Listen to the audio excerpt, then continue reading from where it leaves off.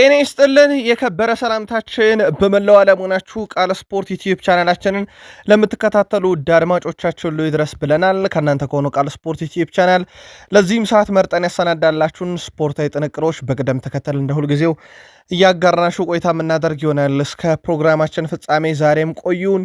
ላይክ፣ ሰብስክራይብ፣ ሼር ማድረግ እንዳይረሳም። በሀሳብ መስጫ ሳጥናችን ላይ በምደግፏቸው ክለቦች አሊያም በፕሮግራማችን ይዘት በወቅታዊ ጉዳይ ምልከታዎቻችሁን እንደ ሁልጊዜው ዛሬም ልታጋሩ እንችላላችሁ። እኛ አስቀድመን በሀገር ቤት የተወሰኑ አጫጭር ስፖርታዊ ጥንቅሮችን የምናስደምጣችሁ ይሆናል። በአውሮፓ የመረጃ ሰዓታችን በባርሴሎና በኩል ከዝውውር ጋር በተያያዘ በጣም ሰፊ መረጃዎችን አካተናል። የሪያል ማድሪድ ኮከቡንም የተመለከቱ ተጫዋች ውሳኔ እርግጥ መሆኑን አረጋግጠናል። ከዛ ውጪ ዛሬ የሚጠበቁ ጨዋታዎች አሉ፣ እንመለከታችኋለን። ክርስቲያኖ ሮናልዶ እንደ ተጫዋች፣ አልናስር እንደ ክለብ ከ7 ዓመት በኋላ የሊግ ዋንጫ እርቅ ፈጽመዋል። የሮናልዶ ምሽት በጣም የተለየ ስለነበረ ልዩ ጥንቅር እንደ ሁልጊዜው በቃል ስፖርት ዩቲዩብ ቻናል ለእናንተ ውድ አድማጮቻችን ተይዟል። በተወዳጁ የእንግሊዝ ፕሪሚየር ሊግ የመረጃ ሰዓታችን በርከት ያሉ አጫጭር ስፖርታዊ ጥንቅሮቻችን ዛሬም እንደ ሁልጊዜው ሰዓታቸውን ጠብቀው ለእናንተ ውድ አድማጮቻችን የሚደርስ ይሆናል። በታላላቆቹ ክለቦች ከሲቲ ጋር በተያያዘ የቡድኑ ወሳኝና ቁልፍ ተጫዋቾች የተመለከተ እንዲሁም ዕለታዊ የቡድን ዜናችን ለእናንተ ውድ አድማጮቻችን ሰዓታቸውን ጠብቀው የሚደርሱ ይሆናል። ትከታተሉታላችሁ። ከቼልሲ ጋር በተያያዘም በዝውውር ጉዳይ በስፋት መረጃዎችን ልናካፍላችሁ ይዘን መተናል። ለሰማዮቹ ለዓለም ክለብ ሻምፒዮኖቹ ክለብ ደጋፊዎች። ከዛ ውጪ በቼልሲ በኩል አንድ ውሳኔ በጣም አነጋጋሪ ነው፣ እንመለከተዋለን። በሊቨርፑል የመረጃ ሰዓታችን 19 ወራት የፈጀው ሂደት አልተጠናቀቀም። በርካቶች አርኔ ስሎትን ውሳኔ ካልተባረሩ ችግሩ ያለው እሳቸው ላይ አይደለም እያሉ ነው። ስለ ተተኪዎቻቸውን በርካታ ሀሳቦች አሉ። እሳቸው ዛሬ በአንድ እውነት ይጠበቃሉ። ሊቨርፑል ቤት የዝውውር መረጃም ይዘናል። በአርሰናል የመረጃ ሰዓታችን ሻምፒዮኖቹን የተመለከተ በጣም ልዩ ጥንቅር ይዘናል። ሚኬል አርቴታ እናነሳቸዋለን። በዝውውር ጉዳይ የሚጠበቁ ሁነቶች አሉ። ከዛ ውጭ የቡድን ወሳኝና ቁልፍ ተጫዋቾች የተመለከተ ዕለታዊ ጥንቅሮቻችን ዛሬም ሻምፒዮኖቹ ላይ ትኩረት ያደርጋል። ቃል ስፖርት ዩቲዩብ ቻናል ጋር ከቆያችሁ ትከታተሉታላችሁ። ከማንቸስተር ዩናይትድ ጋር በተያያዘ በዝውውር ጉዳይ ሰበር መረጃ ይዘናል ለዩናይትዳውያን። ከዛ ውጭ የቡድኑ ወሳኝና ቁልፍ ተጫዋች ስናነሳ አንድ ተጫዋች ትልቅ ውሳኔ ወስኗል። ውሳኔውን የተመለከተ ጥንቅር ይዘናል። ከዛ ውጪ የማይክል ካሪክ ጋዜጣዊ መግለጫ እጃችን ደርሷል። በቃል ስፖርት ዩቲዩብ ቻናል ለዩናይትድ ደጋፊዎች እጥር ምጥን አድርገን እናቀርብላችኋለን። ላይክ ማድረግ በቂ ነው። እስከ ፕሮግራማችን ፍጻሜ ከቆያችሁ ተጨማሪ መረጃዎችን ይዘናል። ለሀሳብ አስተያየታችሁ ማመስግነን መረጃዎቹን እያካፈልኳችሁን ይቃልኝ። በድጋሚ መልካም ቆይታ ተመኘን። በሀገር ቤት እንጀምር። ትላንትና በኢትዮጵያ ፕሪሚየር ሊግ በይደር ቆየን ያልነው የነገሌ አርሲና የምድረ ገነት ሽረ ጨዋታ ነበረም። ይህ ጨዋታ ውድ ቤተሰቦቻችን ያለምንም ግብ 0-0 በሆናቸው ውጤት ተጠናቀቀ። ትላንትና ብቻ ውድ ቤተሰቦቻችን ሁለት ጨዋታዎች ናቸው 0-0 በሆናቸው ውጤት ሲጠናቀቁ። አዳማ ከተማም ከወልዋሎ ዓዲግራት ዩኒቨርሲቲ 0-0 ነበር። ብቸኛው ግብ ያየ ነው ሲዳማ ቡና መሪው አርባ ምንጭ ከተማን 3-0 ያሸነፈበት ነበረ። ውድ ቤተሰቦቻችን የኢትዮጵያ ፕሪሚየር ሊግ 33ኛ ሳምንት ሁሉም ጨዋታዎች ተደርገው ተጠናቀቁ። ሲዳማ ቡና በ58 ነጥብ ይመራል። መቻል በ53 ይከተላል። ነገሌ አርሲ በ52 ሶስተኛ ነው። ኢትዮ ኤሌክትሪክ በ46 ነጥብ አራተኛ፣ ቡና 5ኛ፣ ፋሲል 6ኛ፣ ሐዋሳ ከተማ 7ኛ፣ ባህር ዳር 8ኛ፣ ወላይታ ዲቻ 9ኛ፣ ቅዱስ ጊዮርጊስ 10ኛ፣ ኢትዮጵያ መድን 11ኛ፣ ኢትዮጵያ ንግድ ባንክ 12፣ ሀዲያ ሆሳዕና 13፣ ሸገር ከተማ 14፣ ወልዋሎ ዓዲግራት ዩኒቨርሲቲ 15፣ አዳማ ከተማ 16፣ ምድረ ገነት ሽረ 17፣ ድሬዳዋ ከተማ 18፣ መቀለ ሰባ እንደርታ 19 እና አርባ ምንጭ ከተማ 20ኛ ደረጃ ላይ መቀመጥ ችለዋል። ከፍተኛ ግብ አስቆጣሪነትን አሁንም የቀድሞ ቅዱስ ጊዮርጊስ የአሁኑ ሲዳማ ቡና አጥቂ አቤል ያለው በ14 ግቦች አንደኝነቱ እንደቀጠለ ነው። ግን ባለፉት ጥቂት ጨዋታ ግብ እያስቆጠረ አይደለም። ሌሎች ተጫዋቾች ይከተሉታል። አዲስ ግደይ፣ ናትናኤል ዳንኤል እና ታምራት እያሱ በ11 ይከተሉታል። አማኑኤል ኤርቦና አቡበከር አዳሙ 9 ይዘው ሶስተኛ ወርከን ላይ የሚገኙ ተጫዋቾች ሆነዋል። ውድ ቤተሰቦቻችን በኢትዮጵያ ፕሪሚየር ሊግ 33ኛ ሳምንት ከተደረገ በኋላ ያሉ ትልልቅ የሚባሉ ሁነቶች እነኝን ይመስላሉ። ግን ፕሪሚየር ሊጋችን ላይ ከፍተኛውን የግብ እጦት አለ። በዚህ ሳምንት በ33ኛ ሳምንት ከ10 ጨዋታ 4ቱ ግብ የሚባል ነገር ያላየንባቸው ከ10ሩ ጨዋታ ሁለቱ 1-0 የተጠናቀቁ፣ ሁለቱ 1-1 የተጠናቀቁ፣ ሁለት ጨዋታ ብቻ 2-1 እና 3-0 ብቻ ተጠናቀዋል። ወደ አውሮፓ መረጃችን እንሻገር። ውድ ቤተሰቦቻችን ባርሴሎናን እናስቀድም። ባርሴሎና የዩሊያን አልቫሬስ ፈላጊ ነው፣ 100% የተረጋገጠ ነው። ከዛ ውጭ አትሌቲኮ ማድሪድ ዩሊያን አልቫሬዝን ከለቀቀ እዛው ስፔን ውስጥ እንዲቆይ አይፈልግም፣ ሞር ከስፔን ውጭ እንዲወጣ ይፈልጋል የሚሉ መረጃዎች አሁን ትልቅ ጉዳይ ሆነዋል። ስፔን ውስጥ ከዝውውር ጋር በተያዘ አርጀንቲናዊ አጥቂ በስፔን ውስጥ መቀጠልን ይፈልጋል። ቀጣይ እቅዱ ደግሞ ከአትሌቲኮ ማድሪድ ጋር ወይ ኮንትራቱን ማራዘም አሊያም ደግሞ ባርሴሎናን መቀላቀል ነው። ባርሴሎና እቅዳቸው ቁጥር አንድ እሱ ነው። ሁለተኛ እቅዳቸው የቼልሲው ዦዋ ፔድሮ እንደሆነ ይታወቃል። የቼልሲው አጥቂ በነገራችን ላይ ጥያቄ ከቀረበለት አይኑን ላያሽ ይችላል እየተባለ ይገኛል። ከዚህ ጋር በተያዘ ባርሴሎና በክረምት የዝውውር መስኮት ላይ ይፋዊ ጥያቄ ማቅረቡ የሚቀር አይመስልም። ግን ከአትሌቲኮ ማድሪድ የሚጠብቃቸው ድርድር ቀላል አይሆንም። በተለይም ተጫዋቹ አሻፈረኝ እዚሁ በባርሴሎና ካላይ ማለት ነው። ጉዳዩን ቃል ስፖርት ዩቲዩብ ቻናል ከስር እየተከታተል ነው። ከራሽፈርድ ጋር በተያዘም ሁኔታዎች እንደዛው ናቸው። ውድ ቤተሰቦቻችን አዲስ ነገር የለም። ግን ትልቁ ነገር ያው ሃንሲ ፍሊክ ዝውውሩን መፍቀዳቸው ነው። አዲስ ነገር ካልተፈጠረ በስተቀር የእሳቸው ፍላጎት ራሽፈርድን አሁንም በቡድኑ ማቆየት ነው። ስለዚህ የሚጠበቁ ሁነቶች አሉ። አፕዴት አልተደረገም። ግን በዚህም ጉዳይ ላይ ባርሴሎናዎች ሌላ ይፋ ያደረጉት ነገር ፌራን ቶሬዝን በክለቡ የረጅም ጊዜ እቅድ አድርገው እንደሚመለከቱትና ከሌሎች ክለቦች ጥያቄ ቢመጣም እሱን የመልቀቅ አሁንም ምንም አይነት ፍላጎት የላቸውም። ይልቁንስ ስፖርት የተባለ ስፔኖ ጋዜጣ ባርሴሎናዎች በፌራን ቶሬዝ ደስተኛ ከመሆናቸው አንጻር ተጨማሪ ኮንትራትም ሊያቀርቡለት ይችላሉ የሚል መረጃን ይዞ ወጥቷል። በጣም ጥሩ የሚባል ጊዜ ያሳልፏል በሃንሲ ፍሊክ ስር። በእርግጥ ሃንሲ ፍሊክ ስር አብዛኞቹ ተጫዋቾች ራሳቸውን በደንብ እያሳዩ ነው። የሚከተሉት የጨዋታ ፍልስፍና ለአብዛኞቹ የተመቸም ይመስላል። ትላንት ቪኒሺየስ ጁኒየር ላይጫወት ይችላል ብለናችሁ ነበረ። መረጃው ተረጋግጧል። ቪኒሺየስ ጁኒየር እንደማይጫወት ተረጋግጧል። የቢልባኦ የመጨረሻ ጨዋታ በላሊጋው ይጠበቃል። ሪያል ማድሪድ ይፋ አድርጓል። ተጫዋቹ በቀጥታ ወደ ብራዚል እንደሚያመራ ቀጣይ ሳምንትና የብራዚል ብሔራዊ ቡድን እንደሚቀላቀለ በዚህ ምክንያት በዚህ ሳምንት ከሚደረግ ጨዋታ ውጭ ሆኗል። በሪያል ማድሪድ አሁናዊ የሚጠበቁ ወቅታዊ ሁኔታዎች የሲዝኑ መጠናቀቅ በዚህ ሳምንት፣ ከዛ በኋላ የአሰልጣኝ ዘስፔሻል ዋን ጆዜ ሞሪኖ ይፋ ሹመት ይጠበቃል። ከዛ በኋላ ደግሞ በዝውውር ጉዳዮች ላይ እነማን ወደ ቡድኑ ይመጣሉ የሚለው ይጠበቃል። ከዛ ከቡድኑ እነማን ይቀነሳሉ የሚሉ ትልቅ እውነቶች ይጠበቃሉ። አብዛኛውን ይህንን የመወሰን የመጨረሻ ስልጣን ከዚህ በፊት በፍሎሬንቲኖ ፔሬዝ እጅ ነበር አብዛኛው የነበረው ከአሰልጣኞቹ በላይ። አሁን ግን ሁሉ ነገር የሚቆጣጠሩት እሳቸው ናቸው። ኢቨን ጋዜጣዊ መግለጫ ራሱ ያለሳቸው ፍቃድ ላይሰጥ ይችላል። ስልጣናቸው በጣም ሰፊ ነው እየተባለላቸው እንደሆነ ይታወቃል።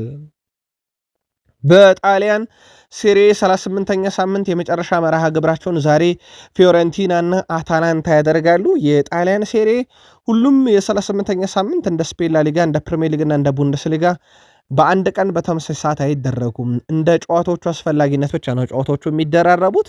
ለአብነት ያክል ፊዮረንቲና እና አታላንታ ዛሬ ሲጫወቱ ሁለቱም ክለቦች በድሉ እና በሽንፈት የሚያጋጥማቸው ነገር ቢኖር የደረጃ መለወጥ እንጂ ከዛ ውጪ ከጣሊያን ሴሪ ደረጃ ሰንጠረዥ ጋር ተገናኝቶ የሚገኙ ነገሮችንም የሚታጡ ነገሮችንም ሁለቱም አያጋጥማቸውም። እንመለከተዋለን ይህንን ጉዳይ። ፊዮረንቲና በዚህ ዓመት 18 ድል 14 አቻ ሽንፈት ገጥሞታል።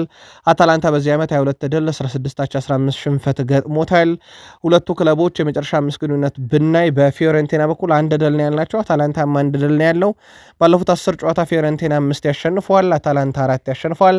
አንድ ጊዜያቸው ወጥተዋል። አታላንታ በ58 ነጥብ 7ኛ ነው። ድል የሚያደርግ ከሆነ ነጥቡን ያሻሽላል እንጂ ደረጃው ላይ የሚመጣ ለውጥ የለም። ፊዮረንቲና 41 ነጥብ አለው። ድል የሚያደርግ ከሆነ ጊዜ ደረጃ ሰንጠረዥ ማሻሻል ሊያጋጥመው ይችላል። ከዛ ውጭ ምንም የሚያጣው ነገር የለም። አስቀድሞ በጣሊያን ሴሪ ሁሉም ወራጅ ክለቦች ስለተለዩበት ትላንት የሳውዲ ፕሮ ሊግ አሸናፊም ተረጋግጧል። እንደ ቡድን አልናስር እንደ ተጫዋች ክርስቲያኖ ሮናልዶ በተመሳሳይ ከ7 ዓመት የሊግ ዋንጫ እጦት በኋላ እርቅ የፈጸሙበት ሮናልዶ ስቅ ብሎ ያለቀሰበት ምሽት ነበረ። ሮናልዶ እና አልናስር ትላንት ሻምፒዮን ሆነዋል። ትላንትና ሮናልዶ ቡድን አልናስር ሻምፒዮን ይሆን ዘንድ ዳማክን ማሸነፍ ግዴታው ነበር አልሂላል፣ ምክንያቱም ተጋጣሚውን ድል አድርጎ ስለነበረ። ለአልናስር 4 የማሸነፊያ ግቦች በጨዋታው ተገኝተዋል። ሳዲዮ ማኔ 34ኛው ደቂቃ ላይ፣ ኪንግስሌ ኮማን 52ኛው ደቂቃ ላይ፣ ሮናልዶ ከቅጣት ምት ያውም ከጠባብ አንግል ላይ 63ኛው ደቂቃና በ81ኛው ደቂቃ ላይ ሌላ ግብ በጨዋታ አስቆጠረም። 4ቱን ግቦች ለዳማክ ሲያላ ነበር 58ኛው ደቂቃ ላይ በፍጹም ቅጣት ምት ያስገኘው። ያው በተወሰነ መንገድ አከራካሪ ፍጹም ቅጣት ምት ነበረች። ፖርቱጋላዊ ተጫዋች ክርስቲያኖ ሮናልዶ የመጀመሪያ የሳውዲ ፕሮሊግ ዋንጫውን ከአልናስር ጋር አሳክቷል። አልናስር የሊጉን ዋንጫ ከ7 ዓመት በኋላ ሲያነሳ በአጠቃላይ ደግሞ ለ4ኛ ጊዜ እንዲሁ ድል ያደረገበት ሲሆን እንደ ግለሰብ ሮናልዶም ከ7 ዓመት በኋላ ከዋንጫ ተገናኝቷል። በእግር ኳስ ሕይወቱም 37ኛ ዋንጫው ነው ለክርስቲያኖ ሮናልዶ።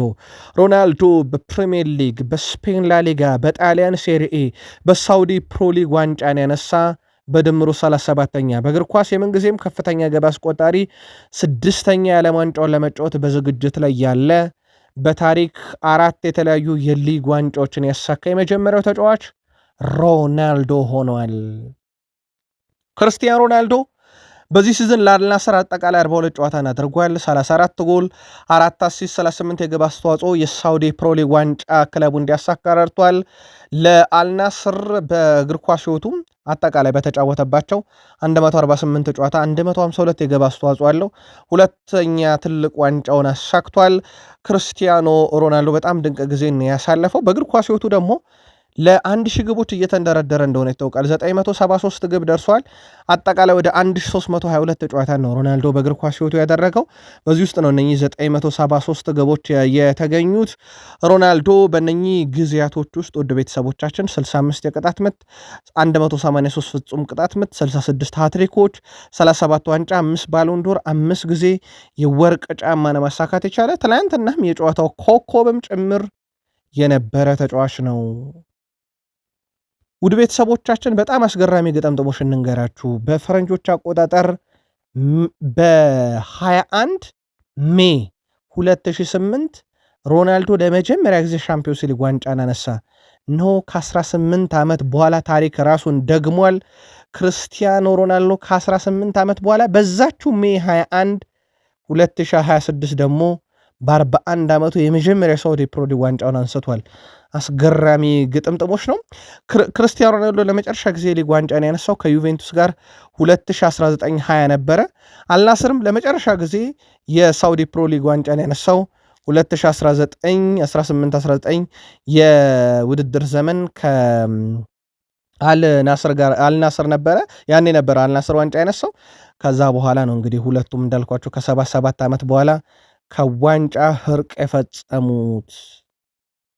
አልናስር በክርስቲያኖ ሮናልዶ እገዛ ዋንጫውን አንስቷ ለማለት ማጋነን አይሆንም። በጣም ድንቅ ጊዜ ነበር ያሳለፈው ክርስቲያኖ ሮናልዶ እንዳልኳችሁ በታሪክ የመጀመሪያው ተጫዋች እስኪሆንበት ድረስ ማለት ነው። አሁን ክርስቲያኖ ሮናልዶ በግል ሪካርዶች ደረጃ ደግሞ ከአልሻህላዊ በመቀጠል በአልናስር እግር ኳስ ታሪክ ሁለተኛው ከፍተኛ ግብ አስቆጣሪ ነው። 101 ግቦች አሉት። 2 ግብ ብቻ ነው የሚቀረው ሪካርዱ ለመጋራት። ቀጣይ ዓመት ያው በብሔራዊ ቡድን ደረጃ ነው እንጂ ከዓለም ዋንጫ በኋላ ላናየው የምንችለው ምናልባት በአልናስር ሊቀጥል የሚችልበት ሰፊ እድል አለ። ምናልባትም ያችን 1000 ግብ ይጠብቅ ይሆናል። ከዛ ውጪ ኮማን በእግር ኳስ ሕይወቱ 14 የውድድር ዘመናት ትላንትናም 14ኛ የሊግ ዋንጫው እንደዚሁ ከፍ ማድረግ የቻለበት ሲሆን በአሰልጣኝነት ቡድኑን የመሩት ሄሱስ ተልእኮዬን ተወጥቻለሁ፣ ለቀሪው ደግሞ መልካሙን ምኞት እመኛለሁ በማለት ክለቡ ሊለቁ እንደሚችሉ መረጃዎች ወጥቷል። ሃይቀሬ ሆኗል ስንብታቸው። እሳቸውም በሮናልዶ ጋባዥነት የቡድኑ አሰልጣኝ እንዲሆኑ የታጩት ሰው ቡድኑን የዋንጫ ባለቤት ማድረግ ከቻሉ በኋላ እንደማለት ነው። ለክርስቲያኖ ሮናልዶ አድናቂዎች እንኳን ደስ ያላችሁ ማለት ግን እንወዳለን ከቃል ስፖርት ዩቲዩብ ቻናል። ውድ ቤተሰቦቻችን ሌላኛው አንጋፋ ሰው ቲያጎ ሲልቫ በውድድር ዓመቱ መጨረሻም ከፖርቶ ጋር እንደሚለያይ ተረጋግጧል። በነፃ ነው የሚለቀው ወይም ደግሞ በኮንትራቱ ስለተጠናቀቀ ነው የሚለቀው። ኮንትራቱን አያራዝምም። ቲያጎ ሲልቫ በቀጣይ አዲስ ክለብ መቀላቀል ይፈልጋል ተብሏል። እናም ይህ ብራዚላዊ ተጫዋች ወይ አዲስ ክለብ ይፈልጋል፣ ካልተገኘ ግን እግር ኳስን ለአንዴና ለመጨረሻ ጊዜ ያቆማል እንደማለት ነው። በእግር ኳስ ሌጀንድ ልንላቸው ከምንችላቸው ተጫዋቾች አንደኛው የቲያጎ ሲልቫ ነው። በበርካታ ሊጎች ተጫውቷል። በፕሪሚየር ሊግም እናውቀዋለን ከቼልሲ ጋር። እንደውም አሁን ወደ ብራዚል አቀንቶ ሲመለስ ወደ አውሮፓ ቼልሲ ለልምድ ያስፈርሙ እያሉ በርካታ ቼልሲ ሌጀንዶችም ጥያቄ ሲያቀርቡበት እንደነበረ ሚዘነጋ አይደለም። የብራዚል እግር ኳስ ኮንፌዴሬሽን ኔይማር ጁኒየር ጉዳት ሳንቶስ በቅርብ ቀናት ውስጥ ካስታወቀው በላይ ተጨማሪ የማገገሚያ ጊዜ ሊፈልግ እንደሚችል መረጃ አለኝ እያሉ ነው። ሳንቶስ ተጫዋቹ የገጠመው ቀላል ጉዳት ብቻ ነው። የብሔራዊ ቡድን የሕክምና አባላት ግን የለም የተረጋገጠ ምርመራ ከኛም ይደረግለታል ብለዋል። በዚህ ምክንያት ኔይማር ብራዚል ከዓለም ዋንጫ በፊት ከፓናማና ግብፅ ጋር ለምታደርገው የወዳጅነት ጨዋታ የመሰለፍ ዕድል እጅግ አነስተኛ ነው ተብሏል። የብራዚል ብሔራዊ ቡድን ተጫዋቹም እንግዲህ በጉዳት ምክንያት ከስብስቡ ዳግም ሊቀንሰው ይችላል የሚል መረጃ በስፋት እየወጣ ነው። በአሰልጣኝ ካርሎ አንቸሎቲ ሁሉም ተጫዋቾች በሕክምና እኩል ይታያል በሚለው መርሃቸው መሰረት የመጨረሻ ውሳኔ ከማሳለፋቸው በፊት በዚሁ ዕለት ምርመራ ያደርጋል ተብሏል። ሜይ 27 ምርመራ ይደረጋል ተብሏል። ስለዚህ ኔይማር ያንን ምርመራ ማለፍ አለበት በብሔራዊ ቡድኑ ወደ ዓለም ዋንጫ ለመሄድ። ሌላ ችግር ከኔይማር ፊት የእንግሊዝ ብሔራዊ ቡድን እንግዲህ በቀጣይ ወደ አሜሪካ ተጉዞ የዓለም ዋንጫውን ከሚያደርጉ ብሔራዊ ቡድኖች አንዱ እንደሆነ ይታወቃል። እንግሊዝ ለዓለም ዋንጫ ውድድር ከደጋፊው ጋር የምትልካቸው የፖሊስ አባላት ቁጥር 3 መሆናቸው አነጋጋሪ ሆኗል። የሆነበት ምክንያት የአሜሪካ መንግስት የፖሊስ አባላትን ወጪ አልሸፍንም ብሏል። በ2024 የአውሮፓ ዋንጫ ውድድር ወቅት 40 የእንግሊዝ ፖሊስ አባላት ወደ ጀርመን ሲጓዙ ወጪያቸውን በጀርመን መንግስት ተሸፍኖ ነበረ። የፖሊስ አባላቱ የሚያቀኑት ሁከት በመፍጠር የሚታወቁ የእንግሊዝ ደጋፊዎች የሀገር ውስጥ ጸጥታ አካላት ጋር አለመግባባት ውስጥ እንዳይገቡ ለመርዳት ነበረ። ሆኖም ወደ አሜሪካ ሲሄዱ ግን እነኚህ ደጋፊዎች እዛው ጸቡ ይፈጠር እንጂ አሜሪካ ያልሸፈነችልኝን ወጪ ልሸፍን ተጨማሪ ፖሊስ አልክምና 3 ፖሊስ ብቻ ለጥንቃቄ ልካለው ብላለች እንግሊዝ። ከእንግሊዝ ብሔራዊ ቡድን ጋር በተያያዘም ፊል ፎደን፣ ኮል ፓልመር፣ ሃሪ ማጓየር፣ ሉዊስ ሆል፣ አዳም ዋርተን፣ ሉክ ሾ፣ ፊካዮ ቶሞሪ እና ሞርጋን ጊብስዋይት በብሔራዊ ቡድን አይካተቱም። ይልቁንስ ጆርዳን ኤንደርሰን፣ ዳን በርን እና ጀረል ኳንሳን ጠብቁ የሚል መረጃ ከእንግሊዝ ከወጣ በኋላ መነጋገር ሆኗል። ተጨማሪ መረጃ ይዘናል። ላይክ እያደረጋችሁን ቆዩን። ውድ ቤተሰቦቻችን ቃል ስፖርት ዩቲዩብ ቻናላችን ላይ ትገኛላችሁ። ከሀገር ቤት እስከ ባህር ማዶ ለሳቱ መርጠን ያሰናዳላችሁን ስፖርታዊ ጥንቅሮች እያጋራናችሁ እንገኛለን። የእናንተ አንድ ላይክ በብዙ ይጠቅመናል። ላይክ እያደረጋችሁን ተከታተሉን። ሁላችሁም ላይክ ብታደረጉን ደስ ይለናል። ኦልሞስት ከ8,000 እስከ 10,000 በላይ ተመልካቾች አሉ። ሁላችሁም ላይክ ብታደረጉ ለእኛ በብዙ ይጠቅመናልና ላይክ እያደረጋችሁ አበረታቱን። ሀሳብ አስተያየት በብዙ እንቀበላለን። ትላንትና አድራሻችሁን አስቀምጡ ብለን ነበር፣ ግን እናንተን ማግኘት የምንችልበት አድራሻ ልናገኝ አልቻልም። አድራሻችሁን ጻፉልን። አብዛኞቻችሁ የትላንት ጥያቄያችንን ስለመለሳችሁት በድጋሜ ላይክ እያደረጋችሁን አብራችሁን ቆዩን። ውድ ቤተሰቦቻችን በአውሮፓ 5ቱ ታላላቅ ሊጎች እንደ ብራይተን ግብ አስቆጠር የሰበሰበ ክለብ የለም። በእርግጥ አንድ ክለብ ይጋራል ይህንን የብራይተን ሪከርድ ከስፔን ኤልቼ የተባለው ቡድን። ብራይተን ኤንድ ሆቭ አልቢዮን እና ኤልቼ 22 ተጫዋቾቻቸው ዘንድሮ በግብ ላይ ተሳትፈዋል፣ ግብ በማስቆጠር ማለት ነው። ይሄ በሌሎች ክለቦች አይገኝም። ለአብነት ያክል ሮማ 21 ተጫዋቾች፣ አትሌቲኮ ማድሪድ 21 ተጫዋቾች፣ ቪላ ሪያል ቤትስ፣ ሪያል ሶሴዳድ፣ ካግላሪ፣ ቼልሲ፣ ፔስጂ፣ ፍራንክፈርት እና አርሰናል 20 ተጫዋቾቻቸው ኳስና መረብን በዚህ ዓመት አገናኝተዋል። የብራይተንና ኤልቼን የሚያክል የለም። የፕሪሚየር ሊጉ ተወካይ ክለብ ብራይተን በፋቢያን ሁዝለር እየተመራም ዘንድሮ በጣም አስደናቂ ጉዞ ላይ ይገኛል። የመጨረሻ የፕሪሚየር ሊጉ ሳምንት ላይ ምናልባትም የአውሮፓ ሻምፒዮንስ ሊግ ትኬትን የሚቆርጡበት እድል አለ፣ ግን በሂሳባዊ ስሌት በጣም ጠባብ ቢመስልም ማለት ነው። ያው በእግር ኳስ የሚፈጠረው አይታወቅም በሚል የመጨረሻ ጨዋታቸውም በትልቁ ይጠበቃል። 27 ዓመት እስኪሞላው ዋንጫ ምን እንደሆነ የማያውቅ ተጫዋች ነበረ። ይህ ሰው ኤሜናሎ ማርቲኔዝ ዱቢ ማርቲኔዝ ይባላል። ከ28 ዓመቱ በኋላ ግን ህይወት ተቀይሯል። የዓለም ዋንጫን አንዴ፣ ኮፓ አሜሪካን 2፣ ፋይናሊዜሚያን አንዴ፣ በዚህ ሳምንት ደግሞ ረቡዕ ምሽት ኤሮፕ ሊግን ካስቶን ቪላ ጋር ማሳካት የቻለ ተጫዋች ሆኗል። በእርግጥ ለግብ ጠባቂ 27 ዓመት ገና ነው። እስከ 40 ዓመታቸው በብቃት ሊጫወቱ ይችላሉ። በግብ ጠባቂነት ደረጃ እነ ኤድዊን ቫንደርሳንን አይተናል። በዚህ ረገድ ታዲያ በዚህ ተጫዋች በኩል እስከ 28 ዓመቱ ያጣውን ዋንጫ ከ28 ዓመት በኋላ ግን በብዙ አሳክቷል። ከዚህ ጋር በተያያዘ ክለቡን ሊለቅ እንደነበረ ይታወቃል። ባለፈው ክረምት ላይ በተለይም ወደ ዩናይትድ ላይ ያመራ በጣም ከጫፍ ደርሶ ነበረ። ዩናይትድ እሱን ከማምጣት ሌላ ወጣት ተጫዋች ማምጣት ይሻላል በሚል ነበረ ትኩረት አድርገው የወሰዱት። ያኔ 32 ዓመቱ ነበር አምናና ዩናይትድ ሴላመንስን አመጣ። በሴላመንስ በብዙ እንደተጠቀመ ይታወቃል። እሱ ባለመዘዋወሬ እነሆ ዋንጫ አግኝቻለሁ ሲል ተደምጧል። ሞርጋን ሮጀርስ የኤሮፕ ሊግ የ2025/26 የውድድር ዓመት የዓመቱ ምርጥ ተጫዋች ተብሎ ተመርጧል። ጎልና አሲስት በፍጻሜ ጨዋታ ላይ ማበርከት የቻለው ሞርጋን ሮጀርስ በውድድር ዓመቱ 3 ጎሎችና 5 አሲስቶች በአጠቃላይ 8 የግብ አስተዋጽኦን ይዞ ክለቡን ሻምፒዮን በማድረግ ሂደት ላይ ተሳትፏል። በጣም አስደናቂ ውድድር ዓመት ነበረ ለሞርጋን ሮጀርስ በተለይም በኤሮፕ ሊግ ላይ። በፕሪሚየር ሊጉም በእርግጥ በጣም ጥሩ እንቅስቃሴን እያደረገ ከሚገኙ ተጫዋቾች ውስጥ አንደኛው ሞርጋን ሮጀርስ እንደሆነ ይታወቃል። እንደውም በቀጣይ ውድድር ዓመት ከአስቶን ቪላ ጋር ደግሞ ይለያያል የሚለው በጣም ከፍ ብሎ ሲሰማ የነበረው ዜና እንደነበረ የሚዘነጋ አይደለም። አሁን ግን ተጫዋቹ በዘንድሮ የውድድር ዓመት ያደረገው ነገር በትልቁ ሽልማት አስገኝቶለታል።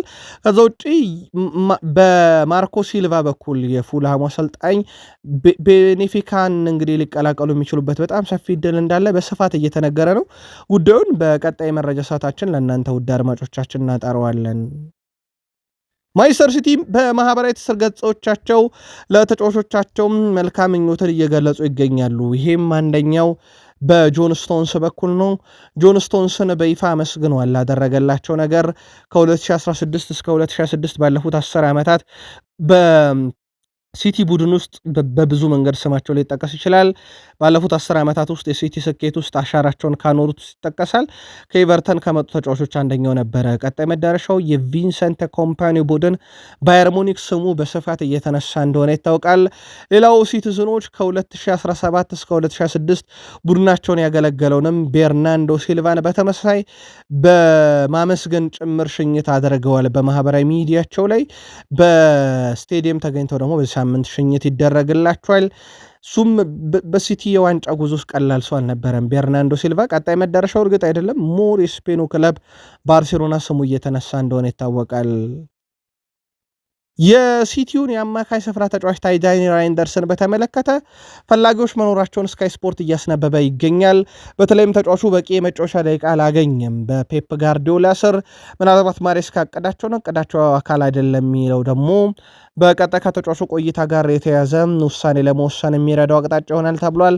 ወኪሉና ተጫዋቹ በቀጣይም ከማሬስካ የአሰልጣኝ ስታፍ አባላት ጋር ውይይትም ያደርጋሉ ተብሏል። እሳቸውን ጨምሮ የእሳቸው እቅድ አካል ነው ፕሮጀክታቸው በሚለው ጉዳይ ላይ በርካታ ስሞች አሉ። እንደውም ጥቂት የሚባለው የዜና ምንጮች ሻምፒዮኖቹ የዚህ ተጫዋች ፈላጊ ናቸው እያሉ ነው። ግን ሲቲ የአማካይ ክፍሉ ላይ ሮድሪንም ሊያጣ የሚችልበት እድል እንዳለ ይታወቃል። ማርካ ሲቲዎች ህይወትን ያለ ሮድሪ ቢለማመዱት እስኪል ድረስ ልቡ ማድሪድ እንዳለ የፔፕ ስንብት ሞር እውነት ሊያደርገው እንደሚችል ዝውውሩን ሲዘግቡ እንደነበረ ይታወቃል። አሁን ደግሞ የታይጃኒ ራይንደርስም ጉዳይ እንደዚሁ በትልቁ የሚጠበቅ ሆኗል። በቼልሲ በኩል ቁልፍ ተጫዋቾችን የመልቀቅ ፍላጎት የለኝም እንዳሉ ይታወቃል አሰልጣኝ ዣቪ አሎንሶ። ነገር ግን ተጫዋቾቹ ክለቡን እንግዲህ አሻፈረኝ ብለው የሚለቁ ከሆነ ቼልሲ አማራጮችን የሚያይባቸው ቦታዎች አሉ። ለአብነት ያክል በግራ ተመላላሽ ቦታ ላይ በጣም ልምድ ያላቸው ተጫዋቾች እየተመለከቱ ይገኛሉ። በተለይም የቼልሲ አካዳሚ ፍሬ ውጤት የሆነው ሉዊስ ሃለን መመልከት ጀምሯል። በጣም ደን ጊዜ በኒውካስል እያሳለፈ ይገኛል። ሌላው የስፖርቲንግ ሊዝበኑ የግራ ተመላላሽ ማክሲ ሎፔዝን ሁኔታ እየተከታተሉ ነው። እስከ 60 ሚሊዮን ዩሮ አካባቢ ግን የዝውውር ሂሳብ ወጪ ሊያስደረግ ይችላል። የሉዊስ ሃለን በዛው በተመሳይ ከ65 ሚሊዮን ዩሮ በላይ ሊሆን የሚችልበት እድል አለ። ቼልሲዎቹ ሁሉንም ተጫዋቾች አማራጮች በቦታው ላይ ይመለከታሉ። ቅድሚያ የሚሰጡት ኮኮሪያ ማቆየት ነው። ግን ተጫዋቹ በተለይም ስሙ በስፋት ከባርሴሎና ጋር እየተያዘ ነው እና ክለቡን ለቆ የሚሄድ ከሆነ እነኚህ ተጫዋቾች በትልቁ እንደ አማራጭ ተይዘዋል። የቼልሲው የፊት መስመር ተጫዋች ኮል ፓልመር ከእንግሊዝ ብሔራዊ ቡድን ስብስብ መቀነሱ ይፋ ተደርጓል። በርከት ያሉ ያልተጠበቁ ውሳኔዎች በእንግሊዝ ብሔራዊ ቡድን ጥሪ በኩል ይፋ ሲደረግ የዚህ ተጫዋች አለመካተት በእርግጥም ሲጠበቅ ነበረ። በእርግጥ እነ ፊል ፎደንም ከዚህ ስብስብ ውጭ እንደሚሆኑ መረጃዎች በስፋት እየወጡ ይገኛሉ። ከጉዳት የተመለሰው ሌቪ ኮሎን እና ሉክሾ በብሔራዊ ቡድን ስብስብ ውስጥ ይካተታሉ ተብሎ አይጠበቅም። በሳውዲ አረቢያ የሚጫወተው ኢቫን ቶኒ ይጠበቃል። የማንቸስተር ሲቲው ፊል ፎደን ከብሔራዊ ቡድን ስብስብ ውጭ ነው። ማዱኬ እና ቶኒ ሌቨርመንቶ ሊካተቱ የሚችሉበት እድል አለ። የቼልሲው የፊት መስመር ተጫዋች ኮል ፓልመር ግን ላይካተት የሚችልበት በጣም ሰፊ እድል እንደነበረ ሲነገር እንደነበረ የሚዘነጋ አይደለም። በተለይም ተጫዋቹ የዚህ ውድድር ዓመት በረጅም ጊዜ ጉዳት ውስጥ ከነበሩ ተጫዋቾች አንደኛው እንደነበረ ይታወቃል። በጣም ረጅም ጊዜ ጉዳት ላይ ነበረ። ከዛ ውጭ ባገኛቸውም እድሎች ላይ ከዚህ ቀደሙ በጣም ሻርፕ የሆነውን ኮል ፓልመርን እያየኑ አልነበረም። ለማንኛውም የእንግሊዝ ብሔራዊ ቡድን አጠቃላይ ሙሉ የቶማስ ቱዌል ጥሪ ዝርዝር እጃችን ላይ እንደደረሰም ለእናንተ ውድ አድማጮቻችን የምናካፍላችሁ ይሆናል።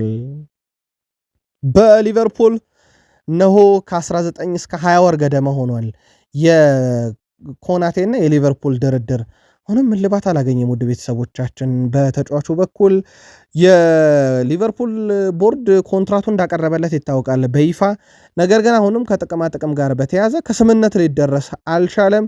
ተጫዋቹ መዳረሻው በሊቨርፑል እንግዲህ ኮንትራቱ የሚያራዝም ከሆነ ወይ ሪያል ማድሪድ ነው አሊያም ደግሞ ፓሪስ ሰን ዠርሜን ነው። ሁለቱም ክለቦች ግን ይህን መረጃ እስካቀረብንበት ሰዓት ድረስ ጥያቄ አላቀረቡም። ዳግም በእርግጥ ተጫዋቹ ጁን 30 ከሊቨርፑል ጋር ያለው ኮንትራት 100% ስለሚጠናቀቅ ሁኔታዎች ከዛ በኋላ ከፈለገው ክለብ ጋር በእንግሊዝም ጭምር መደራደር ይችላልና አሁን ከ19 እስከ 20 ወር ገደማ ሆኗል የኮናቴ ጉዳይ እልባት ሳያገኝ። ጄሚ ፒናት በጣም አስገራሚ ሀሳብ አጋርቷል። ወደ ቤተሰቦቻችን ስሎት ከቆዩ ችግሩ የሳቸው አይደለም፣ ችግሩ የቦርዱ ነው። እሳቸውን ያላሰናበተ ቦርድ በእውነት በጣም አሳሳቢ ቦርድ ያለው ሊቨርፑል ይሆናል ብለዋል። በተለይም ጄሚ ፒናት ሀሳቡን ሲያጋራም በሊቨርፑል ያልተሰበረ ሪከርድ የለም፣ ይሄም በመጥፎ ሁኔታ ነው ይላል።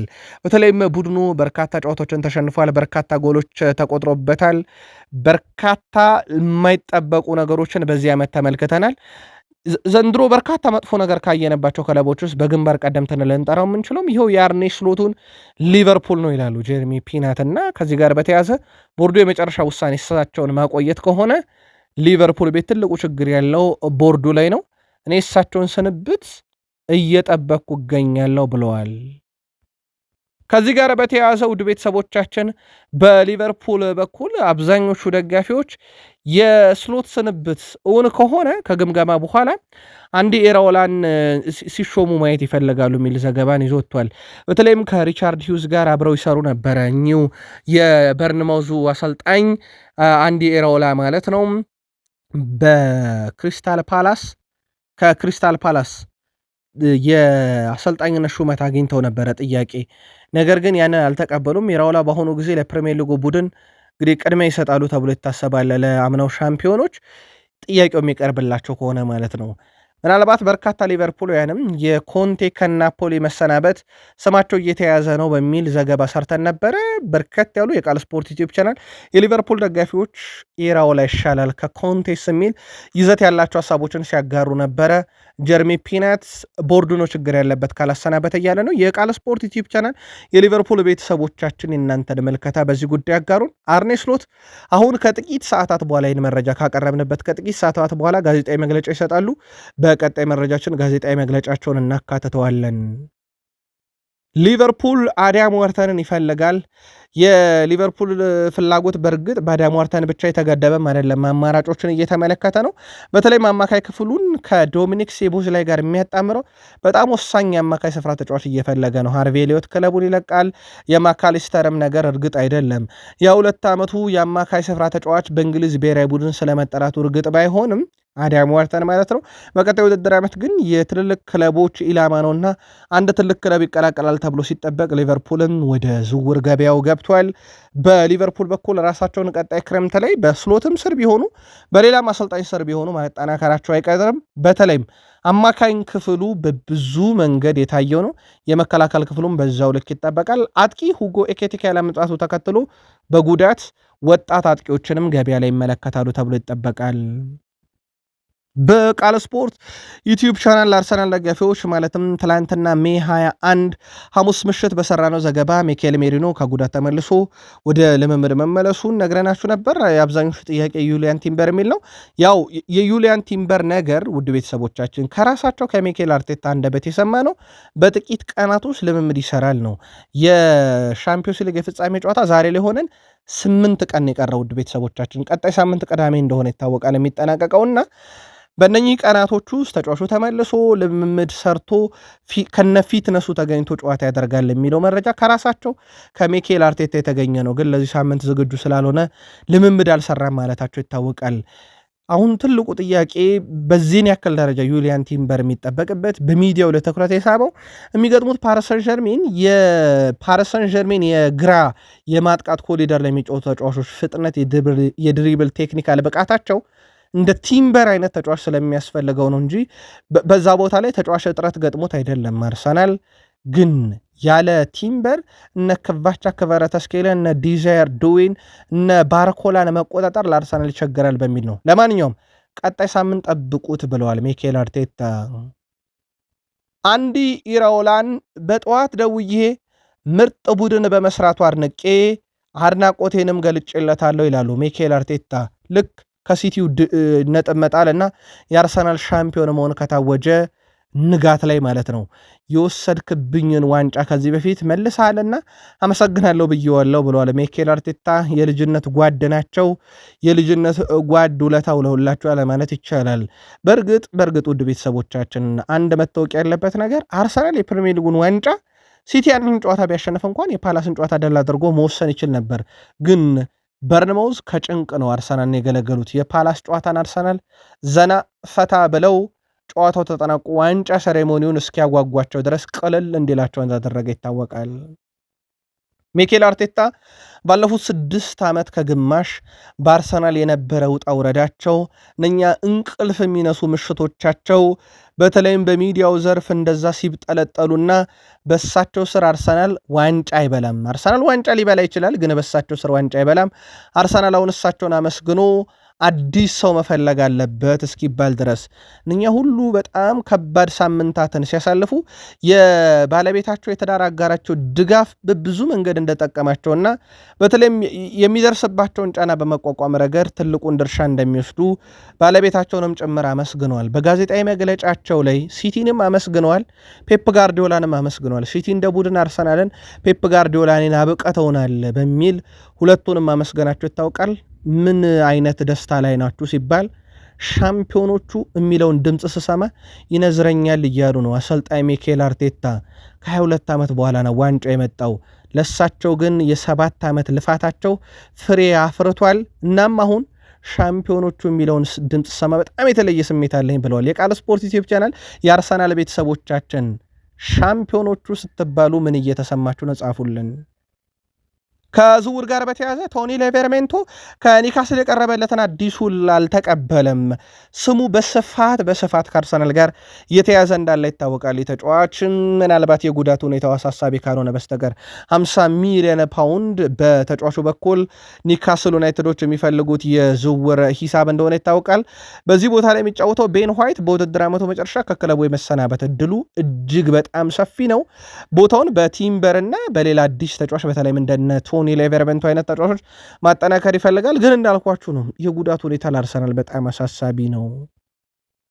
ከቡድን ዜና ጋር በተያዘ ኑኖ ማዱኬ ገና የፕሪሚየር ሊጉ ዓመት ጅማሮ ላይ ቼልሲን ለቆ አርሰናል እንደተቀላቀለ ይታወቃል። ያውም ቼልሲ ዋንጫ ሊያነሳ አንድ የፍጻሜ ጨዋታ ከፓሪሰን ጀርሜን ጋር እያለው ትቶ ነው የመጣው ለአርሰናል ለመፈረም ያቺ የሱ ሜዳሊያን በኋላም ላይ በሽልማት ሲያበረከቱ የነበሩት ዶናልድ ጄ ትራምፕ ያው እሱ ስለሌለ ሜዳሊያዋን በኪሳቸው ከተው ወደ ዋይት ሃውስ እንደወሰዷት ይታወቃል። አርሰናል የመጣውት ዋንጫ ላነሳ ነው ብሎ ነበር፣ ተሳክቶለታል። የፕሪሚየር ሊግ ዋንጫ አነሳንቷል። አሁን በርከት ያሉ የዜና ምንጮች እንዳረጋገጡት በእንግሊዝ ብሔራዊ ቡድን ስብስብ ውስጥ እንደሚካተት ነው። ሌላው ከአርሰናል ጋር በተያያዘ ማክስ ዶማን ወጣቱ ተጫዋች ሆኗል ብለናችሁ ነበረ። በጊነስ ወርልድ ቡክ ላይ ተመዝግቧል። ወጣቱ በእድሜ ትንሹ የፕሪሚየር ሊግ ሻምፒዮን ሆነ። ከዚ በፊት ሪካርዱ ተይዞ የነበረው በፊል ፎደን ነበረ። ከዛ በፊት ሪኮ ሊዊዝ፣ ብራሂም ዲያዝ፣ እነ ጋይል ክሊቺ፣ እነ ራፋኤል ዳሲልቫ፣ እነ ኒኮላስ አሌንካ፣ ኒኮ ዊሊያምስ፣ ፊል ኔቨልስ፣ ሪያን ጊግስ፣ ከርትስ ጆንስ እያለ ይቀጥላል። በዚህ ደረጃ ነበረ ከነኚህ ተጫዋቾች አንጻር ነው እሱ በጣም ወጣቱ የተባለው። ትላንት ልምምድ ያልነበረው ፈተና ስላለበት እንደነበረም በቃል ስፖርት ዩቲዩብ ቻናል ለአርሰናል ደጋፊዎች አጋርተናችሁ ነበረም። ከማንቸስተር ዩናይትድ ጋር በተያዘ ውድ ቤተሰቦቻችን በዝውውር መስኮቱ ላይ ነቃ ያለ ተሳትፎን ያደርጋሉ ብለን የምንጠብቃቸው ክለቦች ውስጥ አንደኛው እንደሆነ ይታወቃል። ሊቨርፑል ለረጅም ጊዜ ሲከታተለው የነበረውን ተጫዋች ዩናይትድም ወደ ዝውውሩ ገብቶበታል። ውድ ቤተሰቦቻችን የሆፈንየሙ ተጫዋች ባዙማን ቱሬን ለረጅም ጊዜ ሲከታተል የነበረው ሊቨርፑል ነው። አሁን ግን ዩናይትድም ተቀላቅሏል። ማንቸስተር ዩናይትዶችም የዚህ ተጫዋች ፈላጊ ሆነዋል። ሆፈንሄም 43 ሚሊዮን ፓውንድ አካባቢ ለዚህ ተጫዋች ዝውውር ይፈልጋል። ገና 20 ዓመቱ ነው። ወጣት ተጫዋች ነው። ውድ ቤተሰቦቻችን በረጅም ጊዜ ማገልገል ይችላል። አሁን ምናልባት የፕሪሚየር ሊግ መላመድ ጥያቄ ካልተነሳበት ከዩናይትድ እና ከሊቨርፑል በተጨማሪ ቪላ፣ ኒካስል እና ብራይተንም ስማቸው እየተያዘ ነው። ተጫዋቹ በቀጣይ አንድ ትልቅ ክለብ መምረጡ አይቀርምና አስቀድሞ የጠየቀውን ሊቨርፑል ወይንስ ማንቸስተር ዩናይትድን የሚለው በቀጣይ ይጠበቃል።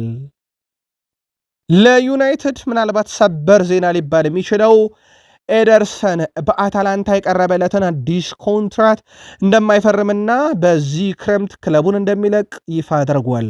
ማንቸስተር ዩናይትዶች ለረጅም ጊዜ ሲከታተሉት የነበረው ተጫዋች አሁን ላይ ክለቡን ለመልቀቅ ፈቃደኛ መሆኑን ተከትሎ ነገሮች ለዩናይትድ ቀለል ይላል። በሰበር መረጃውን ያጋራን ታማኝ የዝውውር መረጃ ምንጭ ሆነው ፋብሪዚዮ ሮማኖ ነው። ማንቸስተር ዩናይትዶች በተለይም ተጫዋቹን በተመለከተ ፍላጎት ሲኖራቸው ሁለት የአማካይ ስፍራ ማምጣትም ትልቁ እቅዳቸው እንደነበረ ይታወቃል። ኤደርሰን በቀጣይም እንግዲህ ክለቡን ይመርጣል ተብሎ ይጠበቃል። ከዛ ውጪ ስሙ ከአትሌቲኮ ማድሪድ ጋር ሲያዝ ነበረም፣ ግን ዝውውሩ አሁን ላይ እንደቆመ ይታወቃል። 45 ሚሊዮን ዩሮ በተጫዋቹ በኩል ለዝውውር ሂሳብ የቀረበው ሲሆን አሁን ያለው የአታላንታ ኮንትራቱ እስከ 27 ድረስ ይቀጥላል። አታላንታዎች ግን በዚህ ክረምት እልባት መስጠት ይፈልጉ ነበረ። ካልሆነ ግን ያው ቀጣይ ጥር ላይ ነው ለገበያ የሚያቀርቡት። የጥር ዝውውር ደግሞ በጣም አዳጋሽ ነው ለመሸጥ። ስለዚህ አታላንታ ይህን ክረምት ይመርጣሉ በአስገዳጅ ሁኔታም ቢሆን። ዩናይትድ በሁኔታው ላይ በጥብቅ እየተከታተሉ ነው ተብሏል። ኮንትራቱን በአታላንታ ለማራዘሙ ደግሞ ለዩናይትድ ትልቁ ዜና ነው። ምናልባት የአማካኝ ክፍሉ ላይ ነው ተጫዋች የሚያመጡት። ያው ብሩኖ ግን ተነክቶ አይደለም። ብሩኖ ይቀጥላል በዩናይትድ ሞር 10 ቁጥር ሚናውን የሚወስደው ብሩኖ ስለሆነ ማለት ነው። ብሩኖ ሚጌል ፈርናንዴዝ ዘንድሮ 29 የግብ አስተዋጽኦ ላይ ደርሷል። በ36 ጨዋታ ነው በአማካኝ ስፍራ ላይ እየተጫወተ። ፌርሚን ሎፔዝ ብቻ ይበልጠዋል፣ 30 የግብ አስተዋጽኦ አለው። ፌርሚን ሎፔዝ 48 ጨዋታ አድርጓል በተጨማሪነት ማለት ነው። እና የ12 ጨዋታ ልዩነት አለ በሁለቱ መካከል። ብሩኖ ምናልባት በብራይተን ጨዋታ የግብ አስተዋጽኦ ካለው ሪካርዶን ይጋራል የዚህ ዓመትን። በዩናይትድ በኩል በአሜክስ ስቴዲየም የሚጠበቁ እውነቶች ውስጥ አንዱ ካዜሜሮ ነበረ። በኋላም ላይ ግን ካዜሜሮ ለማይክል ካሪክ ባቀረበው ጥያቄ መሰረት የአሜክሱ ጨዋታ አልፎታል። ውድ ቤተሰቦቻችን ምክንያቱ በጣም አነጋጋሪ ነው። ጉዳት አይደለም፣ ድካምም አይደለም፣ ከዓለም ዋንጫ ጋርም የተገናኘ ጉዳይ አይደለም። ኦልትራፎርድ የመጨረሻ ጨዋታው እንዲሆን ስለፈለገ ባለፈው ሳምንት በኦልትራፎርድ ተጫወተ፣ ሽኝት ተደረገለት። ከዛ በኋላ በሌላ ሜዳ ላይ መጫወት አልፈለገም። ስለዚህ የማንቸስተር ዩናይትድ የመጨረሻ ጨዋታ ኦልትራፎርድ ላይ እንዲሆን የፈለገው ካዜሜሮ ከስብስብ ውጭ ይሆናል ማለት ነው። ስለዚህ አይጫወትም። ካሪክም ይህንን ተቀብሏል ተብሏል።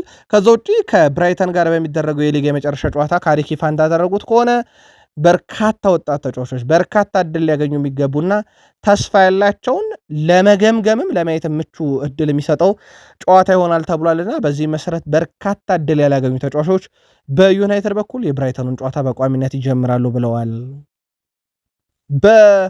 ማንቸስተር ዩናይትድ በኩል እንግዲህ ማይክል ካሪክ ሌሎች ያነሷቸው ሀሳቦች ነበሩ። በተለይም ማይክል ካሪክ በመጀመሪያ ደረጃ ለአርሰናል፣ ለሚኬል አርቴታ፣ ለተጫዋቾችና ለመላው የክለቡ አሰልጣኝ አባላት በሙሉ እንኳን ደስ ያላችሁ ብለዋል። በፕሪሚየር ሊጉ ሻምፒዮን መሆናቸው እኔ እንደማስበው ሊጉን ስታሸንፍ ያሸነፍከው በትክክል ስለሚገባ ነው ብዬ አምናለሁ። ዋንጮችን ለማንሳት በረጅም ጊዜ ገደብ ውስጥ በጣም ብዙ ነገሮች በጥሩ ሁኔታ መከናወን ይኖርባቸዋል የሚሉት ማይክል ካሪክ አርሰናል ላለፉት ጥቂት ዓመታት በእውነት ወጥ የሆነ አቋም ማሳየት ችለዋል። ያሳዩት ትዕግስትም ለእኛም ትምህርት ነው ብለዋል እና በዛ መንገድ ዋንጫውን ስላነሱ አርሰናሎች እንኳን ደስ ያላችሁ ማለት እንሻለን ብለዋል ማይክል ካሪክ። አንዳንድ እግር ኳስ ክለብ በተሻለ ፍጥነት ወደዚህ ታላቅ ደረጃ ላይ ለመድረስ በከፍተኛ ሁኔታ እየጣሩ ነው። አንዱኛ ነን። በእርግጠኝነት እኛም እዚህ ቦታ ላይ እንደርሳለን። ለዛ ነው ቡድኑን በጥሩ ሁኔታ እየገነባን ያለ ነው ብለዋል። እሁድ ከብራይተን ጋር እንግዲህ ስለሚደረገው የልዑጩ ጨዋታ እና ስለ ጨዋታ አስፈላጊነት ተጠይቀው ነበረ ማይክል ካሪክ። በእርግጠኝነት የጨዋታ ሁኔታ እና ምን ያህል ዋጋ እንዳለው በሚገባ እንገነዘባለን የሚሉት እሳቸው ለዚህም ትልልቅ ኃላፊነት እንዳለብን በጽኑ እናምናለን። አሁን ላይ በሊጉ ደረጃ ሰንጠረዥ የተቀመጥንበት ቦታ ላይ ራሳችንን ማድረስ ችለናል። ቀደም ሲልም እንደገለጽኩት ከምንም ነገር በላይ የውድድር ዘመኑ ለራሳችን ስንል በጥንካሬ ማጠናቀቅ አለብን ብሏል። ስለዚህ ይህንን ጨዋታ ልክ እንደ ማንኛውም ጨዋታ ሁሉ በከፍተኛ ትኩረት እንመለከተዋለን ብለዋል። ለብራይተን፣ ለበርንማውዝ እና በዙሪያው ላሉ ሌሎች ክለቦች ሁሉ በዚህ ጨዋታ የሚወሰን ብዙ የሚጫወቱለት ትልልቅ ዓላማ እንዳለ እናውቃለን። እኛም የራሳችን ዓላማ አለን። ዩናይትድ ነው፣ ሽንፈትን እናስቀራለን ብለዋል። ግን ዩናይትድ እውነት ለመናገር መርሃ ግብር ለማሟላት ብቻ የሚያደርጉት ጨዋታ እንጂ ጨዋታው ለዩናይትድ አንዳችም የሚፈይደው ነገር እንደሌለ ይታወቃል። አሰልጣኝ ማይክል ካሪክ በማንቸስተር ዩናይትድ የረጅም ጊዜ እቅዳቸውም ዙሪያ ተጠይቀው ነበር። በእርግጥ ይላሉ እሳቸው በማንቸስተር ዩናይትድ ስብስብ ውስጥ ሁልጊዜ መሻሻል ያለባቸው ነገሮች አሉ፣ ልንቀይራቸውና ልናስተካክላቸው የምንፈልጋቸውም የተወሰኑ ነገሮች አሉ ብለዋል። ቡድኑ ላይ የውድድር ዘመኑ ማብቂያ ላይ ስለደረሰን ብቻ ገና ከመጀመሪያው ጀምሮ ስንናገረው የነበረው እውነት አይቀርም ይላሉ እሳቸው። እኛ ወደዚህ ክለብ የመጣ ነው የተወሰኑ ነገሮችን በየቦታው ስርዓት ለማስያዝና ለረጅም ጊዜ የሚቆይ እድገትን በዩናይትድ ለመገንባት ነው ይላሉ እሳቸው። እኔ እንደማስበው ይላሉ የዩናይትድ አለቃ ማይክል ካሪክ በአሁኑ ወቅት በቡድናችን ውስጥ በጣም ጥሩ የሆነ ጠንካራ መሰረትና የእድሜ ክልላቸውን በተለያዩ ደረጃ መስመር ላይ የሚገኙ ድንቅ ተጫዋች ስብስብ አለን። በእውነት እጅግ አደገኛ ቡድን መሆናችንና ግቦችን በቀላሉ ለማስቆጠር እንደምንችል አስመስክረናል። ይሄን ደግሞ ጉዟችንን አሁንም እንቀጥላለን። በእርግጠኝነት የዚህ የውድድር ዓመት ብዙ የወሰድናቸው ትምህርቶችም አሉ። ለቀጣዩ የረጅም ጊዜ ቅድ ምን ተገብርበትም ጊዜ ነውና በማንቸስተር ዩናይትድ የረጅም ጊዜ ስራዎችን እየሰራን ነው። ክለቡ በሚገባው ቦታ መቀመጥ ይገባዋል ብሏል የዩናይትዱ አለቃ ማይክል ካሪክ። የማንቸስተር ዩናይትዱ ተከላካይ ሃሪ ማጓየር ለቀጣይ ዓለም ዋንጫ ከእንግሊዝ ጥሪ ይቀርብለታል ተብሎ አይጠበቅም። ከዝርዝር ውጭ መሆኑ ነው በርካቶች የሚያረጋገጡት። ሃሪ ማጓየርም በማህበራዊ ትስስር ገጹ ላይ ቀድሞ መረዳቱን አሳውቋል፣ ጥሪ እንደማይቀርብለት። ማጓየርም ካሳለፍኩት ጥሩ ዓመት አንጻር በዓለም ዋንጫ ለሀገሬ ጥሩ ግልጋሎት እንደምሰጥ እርግጠኛ ነበርኩኝ። በአሰልጣኝ ውሳኔ በጣም ተደናግጫለሁ፣ ብስጭትም ብያለሁ ያለው ማጓየር ለብሔራዊ ቡድኑ መልካም እድል ብሏል። ከሃሪ ማጓየር በተጨማሪ ያው ፊል ፎደን፣ ሉክ ሾም ጥሪ እንደማይቀርብላቸው ተረጋግጧል። አሰልጣኝ ቶማስ ቱሄል የዓለም ዋንጫ ስብስባቸውን ዛሬ ይፋ ያደርጋሉ። ከውስጥ ሾልከው የወጡ መረጃዎች ግን እነ ማጓየር እንደሌሉበት፣ ሉክ ሾ ከዩናይትድ እንደሌለበት፣ ይልቁንስ ከማንቸስተር ዩናይትድ በጣም ደግ ጊዜን ያሳለፈው ኮቢ ሜኖ እንደሚካተትበት ነው መረጃዎች የወጡት። ውድ የቃል ስፖርት ዩቲዩብ ቻናል ቤተሰቦቻችን እኛም ጉዳዩን እየተከታተልን ነው።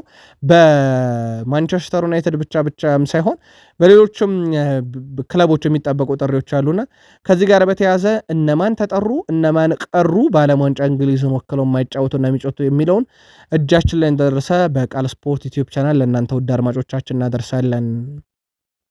ከዛ ውጪ በማንቸስተር ዩናይትድ በኩል ትላንት ምሽት አንድ ዘገባ ሰርተን ነበር። ሜይ 21 ሐሙስ ምሽት ላይ ማለት ነው። ይሄም ዲያጎ ዳሎ በማንቸስተር ዩናይትድ የረጅም ጊዜ እቅድ ነው ክለቡ ውስጥ ይቀጥላል በሚል ነው። ጆዜ በዩናይትድ በነበራቸው ቆይታ ዲያጎ ዳሎ በ19 ዓመቱ ለማንቸስተር ዩናይትድ ማስፈረማቸው ይታወቃል። እሳቸው ናቸው ወደ ዩናይትድ የመጡት። በዩናይትድ ከሚያደንቁት ተጫዋቻቸውም አንደኛው ነው። የእሳቸውም እንግዲህ አድናቆት ነበር ወደ ቡድኑ እንዲመጣ ያደረገው። ስሙ በስፋት ከሪያል ማድሪድ ጋር እየተያዘ እንደሆነ ይታወቃል። ሰሞንኛው በተለይ ሜዳዲ ካርቫል ቡድኑን መልቀቅ ጋር በተያዘ ዩናይትድ ግን በካሪክ ስር እሱን የማቆየት እንጂ የመሸጥ ፍላጎት እንደሌለው ይፋ አድርጓል። ተጨማሪ እውነቶችንም በዚህ ጉዳይ እንከታተላለን። ቃል ስፖርት ዩቲዩብ ቻናል አርብ ማለዳ ልዩ ጥንቅራችን ፍጻሜው እዚህ ጋ ነው። ጥቂት ቆይታ እንመለሳለን። ላይክ ማድረግ እንዳይረሳ። አበቃን።